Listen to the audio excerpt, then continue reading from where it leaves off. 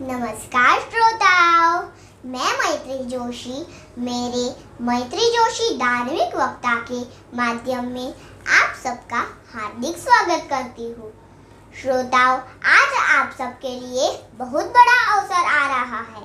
14 तारीख को अक्षय तृतीया का पावन दिन आ रहा है। वैशाख मास की शुक्ल पक्ष की तृतीया को अक्षय तृतीया कहा जाता है।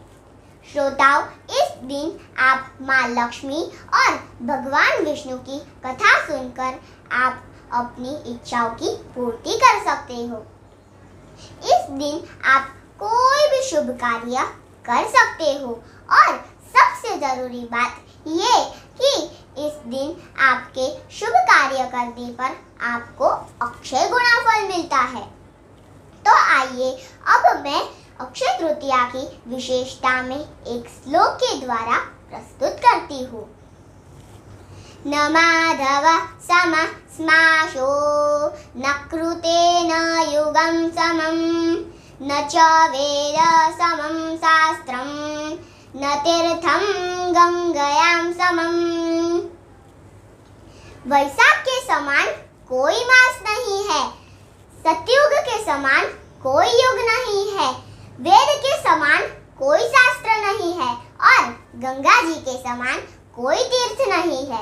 इसी तरह अक्षय तृतीया के समान कोई तिथि नहीं है। आखिर अक्षय तृतीया क्यों मनाई जाती है?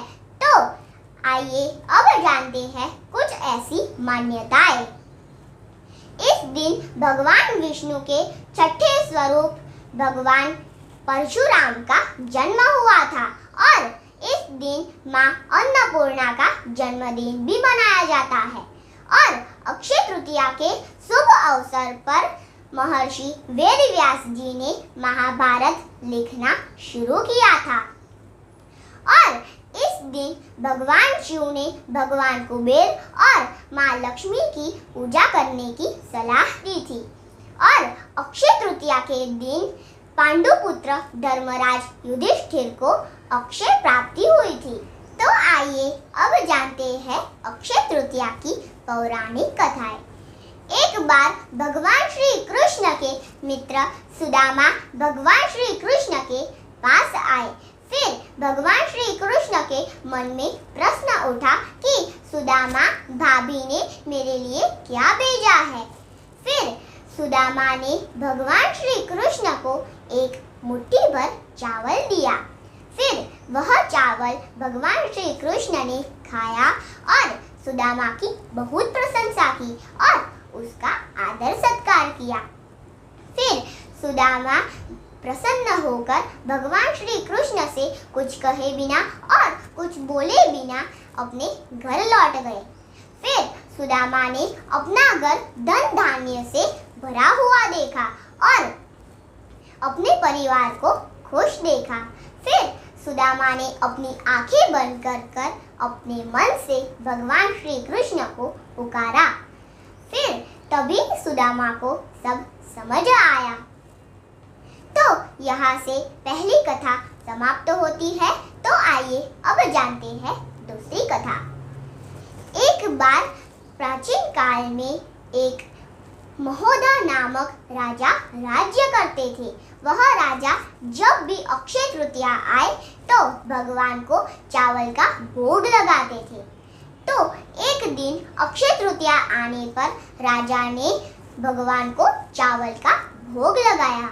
फिर राजा का महल धन धान्य से भर गया। फिर राजा को तभी सब समझ आया कि इस दिन भगवान को चावल का भोग लगाने से अपना महल धन धान्य से भर सकता है। फिर जब भी अक्षय तृतीया आए तो राजा भगवान को चावल का भोग लगाते थे। तो यहाँ से दूसरी कथा समाप्त होती है। तो हे माँ लक्ष्मी, आपने जैसे इस राजा का महल धन धान्य से भर कर दिया, इसी तरह आप अपने सभी श्रद्धालु भक्तों का भी घर धन धान्य से भरे। हमारी ऐसी ही प्रार्थना है आपसे।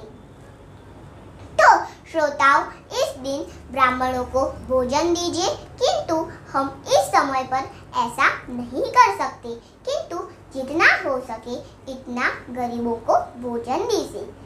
इससे माता अवश्य प्रसन्न होगी। तो श्रोताओं, मेरा यह वीडियो आपको पसंद आए तो YouTube चैनल मैत्री जोशी को सब्सक्राइब कीजिए और फेसबुक पेज में लाइक कीजिए और इंस्टाग्राम में फॉलो कीजिए। नमस्कार श्रोताओं, आपको मेरे दूसरे वीडियो देखने के लिए YouTube चैनल मैत्री जोशी को सब्सक्राइब कीजिए और फेसबुक में लाइक कीजिए और इंस्टाग्राम में फॉलो कीजिए। आपको मेरे नए वीडियो पसंद आए तो लाइक, शेयर और सब्सक्राइब कीजिए।